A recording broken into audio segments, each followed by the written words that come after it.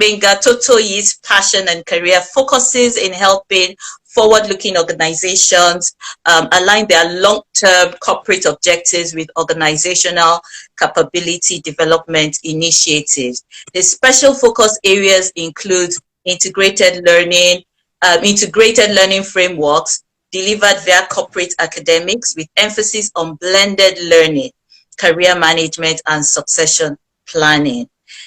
Leadership development and HR transformation. So we know that he's a guru as an HR professional. He's one of my seniors, I respect him. So GT, thank you. Thank you for joining again. What are the basic digital skills that every career professional should have as a today? That must be a must for them to have as a today. I always like to lay a foundation each time we talk digital skills and technology. I personally think that sometimes we overemphasize the element of digital skills and we don't take the time to establish a foundation about what exactly is digital and how digital is a subset of a bigger monkey called technology, right? Because it then gets more confusing when you hear digital technology, right? They're like, what on earth are you guys talking about? And there are times when it's used interchangeably, right? Now, it's a pleasure to be here. So, in a bit not to hurry myself and miss out on some folks, I actually just decided to do it the humble thing, right? And I'm intentionally doing this as well because sometimes, so in the course of this session, you're going to hear me talk a lot about Google or check this online and all of that. And that in itself is a skill that people should have, right? So I decided to do something in preparing for this session. I spent some time on the platform. And I just thought, I saw some materials that I felt I would rather read out some things as we try to lay a foundation and walk through all of the things we want to talk about. So when we say so again, when I started, I said there is a conversation about digital skills. But first and foremost is the conversation about what exactly is digital. Because you and I can recall when we would say things like the analog generation, right? And there is the bigger platform or the bigger context of technology, right? So I'm almost always very careful to let people know digital is a subset of technology in a way. And digital is not all there is. Digital or social media or digital platforms is not all there is to the bigger space of technology. So it's important that we understand that bigger platform and then we look at the different areas. So so in that research, I figured so technology is this big thing, right? Technology, in fact, sometimes if there is anything I thank God for, I think I thank God for the creation of the internet. Because I think that single creation, that single innovation, as it were, is what has literally changed the world. Now, coming specifically to what I'm talking about, I always like to tell people that the conversation really, the bigger context is, Ashala and Mobi is, there is the what's really going on, I should mention, is also beyond COVID.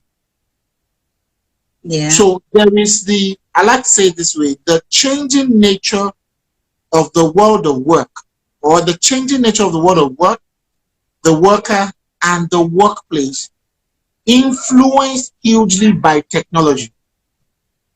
I'll take that again. What we see going on in the world is best captured in that phrase. And I'm intentionally saying the changing nature because the change hasn't stopped. The innovation hasn't stopped. COVID only came to adopt the entire world into it at once, and in the process accelerated the pace of change for the entire world. So it's the changing, I'll take it again, the changing nature of the world of work, the worker, and the workplace. Again, these three things coincide together. You can't separate either from another. And this change, the pace, the dynamism of it, the different angles to it, is hugely influenced by technology. In fact, technology is that short divider between digital and analog. Analog largely is the traditional old ways of doing things. That was manual, that was operational, that was heavy on human interactions, that was heavy on human interference, that did not allow, that was huge in terms of the barrier when it comes to time and space. Digital, though, took all that away. So you're perhaps in Ikoyi or somewhere in Lekki, I am not there. This conversation is digitally enabled. We're having a conversation on digital platforms, on a digital platform rather, enabled by technology. I don't know if you see what I'm trying to say. So that foundation is often very important. And so to the question of how does this affect the career professional, again, I go back to the very first sentence, that the world of work, the worker, and the workplace has changed significantly and keeps changing, and that change is hugely influenced by technology. So that's the more reason why you've got to embrace technology/digital skills. Now, when we say digital skills, like I said, I just want to read off something. So he says, digital skills are broadly defined as those needed to use digital devices. That's one. So when we talk about digital skills, we are broadly defining whatever it is, skills that are required to, one, use digital devices. So you and I are on the phone. We can use a phone. So the ability to use the phone, the mobile phone, in this case, as against, you can remember, right? And then you carry it on the phone. Yeah. You and I are displaying a digital skill. That's one. The usage of digital devices, laptops, computers, and then we can go on and on like that to hugely technical technology platforms. Number two, digital skills also refers to ability to use communication applications. And that goes hugely into, again, social media and work tools. So this for us is enabling a conversation. So for instance, when we started, I said, this is not the first time. Well, it's the first time we are speaking officially, but it's not the first time we are communicating. We are both on, I'm sure, like 2 or 3 WhatsApp platforms. I have exchanged messages with you. So the ability to be able to use applications for communication, either personally or officially, refers to digital skills. So personally, you and I have communicated before. Officially, though, we haven't, because we don't work together. Your organization has not had any demand to have any conversation with me. I know you are, I mean, I might be wrong, but CEO or CEO for, you know, the Larry Olushola Training School, right? If you had on that platform sent me an email and requested for a virtual meeting, and we are meeting either on Zoom or MS Teams, or you are using WhatsApp for a call, that's us using applications, digital applications, for an official communication. You get what I'm talking about? The other thing then is it also refers to networks that gives us access to manage information. And that's the beauty of Google. That's the beauty of the internet. That's the beauty of other platforms like LinkedIn and the likes, because my ability to get online and use Google to access usable information confirms that I've got digital skills. Yeah, so that's the very foundation of it. That's the very foundation of the whole conversation around digital skills and all of that. And I just thought it was important to lay that, because that's what now ties nicely into how exactly is that now affecting the workers. Awesome. Wow, you have said so much. In fact, like an encyclopedia. what are the digital trends or shifts that you see happening in the corporate world, and how do you feel career professionals should, take cognizance of? Let me give a few examples. So Eniola is on this call, for instance, and please guys check out our page. Eniola is one professional that has done a lot with TVET. TVET is a big platform. And before now, what she would have done is approach an organization and work with you to help young people in rural places or wherever it is have access to TVET training that is usually physical. Now she's got an amazing platform in partnership with an organization in America that allows that training to be done with augmented reality. So Tolu, just to help you get a sense of it, with everything she's doing in TVET, it would typically, so imagine I'm sorry that I'm dropping names, right? They have not paid for it, but I'm just trying to make it as relatable as possible. So imagine that whole engineering / production space is huge, right? Mm-hmm. Right. So imagine, okay, so we see the power problem in Nigeria. So imagine a company like Cummins that produces engines and generators and things like that. So before COVID, there will be need for you to go to a school where you see the engines and they are teaching you this is spark plug, this is this, that, and you have to touch the engines, right? Now, before that time, we were all hearing AI, augmented reality, and let's be honest, sometimes when we hear these things, they sound too good to be true, or they sound too foreign and too afar. So the average Nigerian and African goes, well, I beg, this Nigerian, it never reaches us. COVID then came and accelerated the need for that adoption and also made that adoption easier. Again, I re-emphasize, technology is more than the hardware. Technology is not the banking, it's more than that. It's a way of life. It's saying, how can I fundamentally make something easier? How can I provide access to something easier? How can I collapse time and space easier?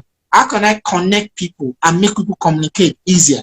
So imagine that world where before now, you have to go to a place and physically touch the engine, and your teacher has to come to the place and physically teach you something. But now she's launching a platform in collaboration with some people outside the country. She's yet to meet them physically. All the conversations and the training and everything happen digitally. And now imagine someone seated in America wearing some gadgets, and you are here in Ekpe,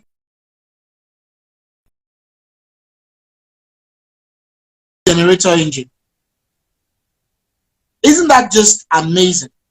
That is how technology and digital platforms is changing the entire world. In fact, don't let me go too far. In the last 2-3 weeks, all of a sudden we all saw how a particular channel was important to shipping around the whole world. I'm sorry I'm taking my time to explain this. It's just that when people really get the foundational truth, it's then easier to understand. So when that massive vessel that I hear was the size of the, what's it called now? This tower in America, the Statue of Liberty. Liberty, yeah. Was stuck in that pathway on the sea. Do you know, Tolu, that the guys who got that thing out of that challenge didn't have to be there physically? So here was a massive ship stuck on the ice sea far away in the world, and was controlling that passage, controls 80-85% of the entire shipping, the movement of ships on ice sea all around the world. But the people who resolved that challenge didn't have to be there physically.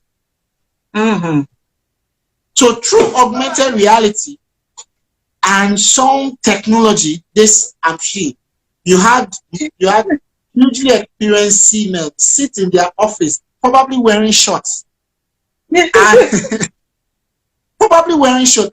This is important. And they could see the entire makeup of the ship. They could tell you, put this here, put that here. They could understand the wind, the part I love the most. Their fee, what they will have earned, will probably be worth my salary for 3 years. Wow. Does that make sense? Does that make sense? So that's how, that's the, see, honestly, I've been holding myself back from making a post on that story alone. Thank you, Oki, for making a post on that story, because it connects many things. I've been screaming to people during COVID that COVID was not only a medical challenge for the world. COVID was an economic challenge. And if the moment we figure out how to get the vaccine, we will then move to the bigger challenge of the economic impact of COVID. And we started doing that. But interestingly enough, after that, we're going to see the impact of COVID on certain career paths. And I've been screaming to everyone that cares to listen. If you have a career in supply chain management and logistics, go and dust your CV. Because COVID showed us the collapse of logistics and supply chain management, and how that we don't have enough professionals that understands logistics and supply chain. And let me cast our mind back to 2-3 months ago. The moment we started hearing that it was not vaccine, the next thing we were hearing was the challenge of getting it across the world, logistics and supply chain. So in the light of all that we have discussed so far, what are the platforms? What are the basic platforms that a career professional, we mentioned ability to even go on Google and search for something. You made reference to an example of if you want your 7-year-old child, if you need something about your 7-year-old child, the first thing you do is go online and to go and look for a teacher somewhere, a teacher that may not even answer you, you know, and all. So what are the platforms that, what platforms can career professionals acquire some of these digital skills? So like I said, I like to make things as simple as possible. So 2 things for me will be get more familiar with Google, and then 2, be more comfortable with digital platforms. By being specific, be more comfortable being on social media. How do I mean for the 2? So for Google, like I said just now, Google accommodates your stupidity. You can, questions that you can ask me, or you send me a DM and it takes me forever to answer. If you ask Google, Google will answer you, right? So embrace as how simple Google is. Just be as vulnerable. Spend an hour or 2 on Google every day. And I always add this for professionals. And if you're in research or you do a lot of writing, or you're always needing to use information, use Google Scholar. The information on Google Scholar is better and closer to 100% correctness than just the general Google. On Google, you may need to search a bit and move around and compare information, but be more familiar with Google Scholar. And just read and read. Ask the dumbest of questions on Google. It will understand who you are and put you on some path. Thank you once again. It's been a pleasure. It's been amazing with you, GT, this evening. On this note,